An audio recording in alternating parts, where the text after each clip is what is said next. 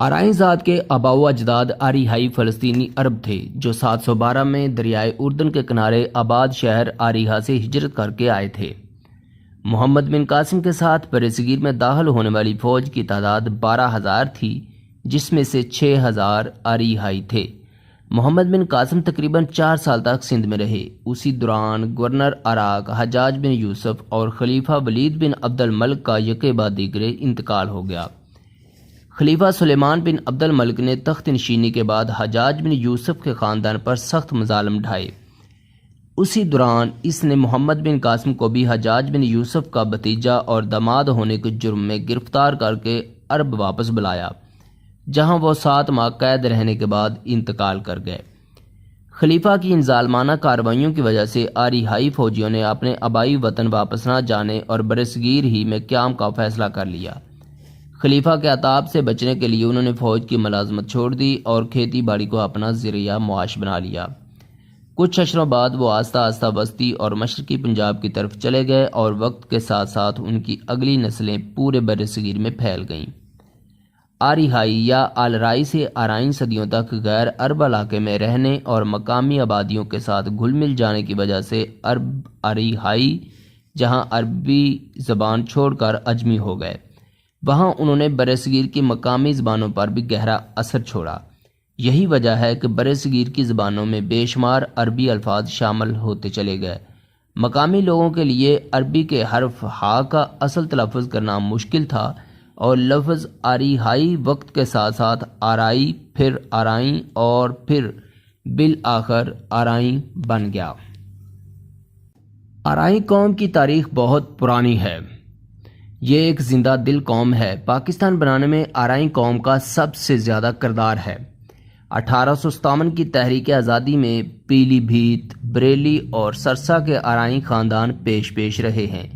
اس تحریک کے ایک نڈر اور مایہ ناز مجاہد مولانا محمد جعفر تھانیسری آرائیں کو پھانسی کی سزا سنائی گئی اور بعد میں کالا پانی بھیج دیا گیا، جہاں سے وہ 1908 میں وطن واپس تشریف لائے۔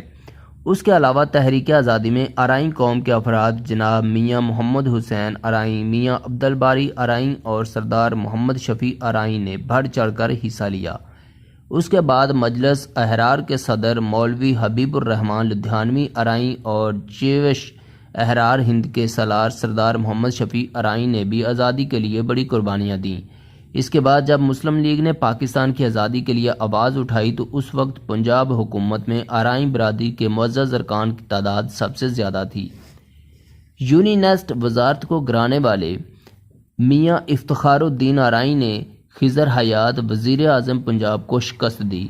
علی گڑھ کی تحریک میں سر سید احمد خان کا ساتھ دینے والوں میں سردار جسٹس شاہ دین ہمایوں پیش تھے۔ مارچ 1908 کو مسلم لیگ کا آئین منظور کرنے والے اجلاس کی صدارت میاں شاہ دین ہمایوں نے کی تھی۔ اس وقت بھی اس چیز کو ناپسند کرنے والوں نے شرارت کی اور مسلم کش اختلافات کی وجہ سے 2 گروہوں میں تقسیم ہو گئی۔ ایک گروہ سردار محمد شفیع آرائیں کے نام سے شفیع گروپ کہلایا، جبکہ دوسرا گروپ قائد اعظم محمد علی جناح کا جناح گروپ کہلایا اور جناح گروپ کانگریس میں شامل ہو گیا۔ اس کے بعد نہرو رپورٹ کے سامنے آنے پر قائد اعظم محمد علی جناح کانگریس سے دل برداشتہ ہو گئے اور پھر ڈاکٹر سیف الدین کچلو اور ڈاکٹر علامہ محمد اقبال اور ساتھیوں کی کوشش سے 1929 میں مسلم لیگ کے دونوں گروپ آپس میں اکٹھے ہو گئے اور اس طرح آرائیں قوم کے معززین نے تحریک آزادی پاکستان میں سرگرمی سے حصہ لیا، جسے کسی صورت فراموش نہیں کیا جا سکتا۔ آرائیں اس وقت پاکستان اور دنیا کی سب سے بڑی برادری ہیں۔ پاکستان بنانے کے بعد بھی آرائیوں نے اپنا بہت بڑا کردار ادا کیا۔ بڑے بڑے آرائیں رہنما گزرے، جیسے پاکستان کے چوتھے وزیر اعظم چودھری محمد علی تھے۔ اس طرح پاکستان کے صدر اور جناب آرمی چیف جنرل ضیاء الحق بھی آرائیں تھے۔ اس طرح بھٹو خاندان، ذوالفقار علی بھٹو، بینظیر بھٹو اور اس طرح اور بھی بڑے بڑے سیاستدان آرائیں ہیں۔ بڑے بڑے لوگ میڈیا میں اور بڑے بڑے اعلیٰ عہدوں پر آرائیں برادری کے لوگ موجود ہیں۔ یہ مضامین انٹرنیٹ سے لیے گئے ہیں جو میں نے آپ کے سامنے بیان کیے ہیں۔ اگر کوئی مہربان صاحب علم اس تاریخ کے بارے میں کوئی کتابی دلیل یا کسی حوالے کا علم رکھتا ہو تو مجھ سے ضرور شیئر کرے اور کمنٹ میں ضرور بتائیے گا۔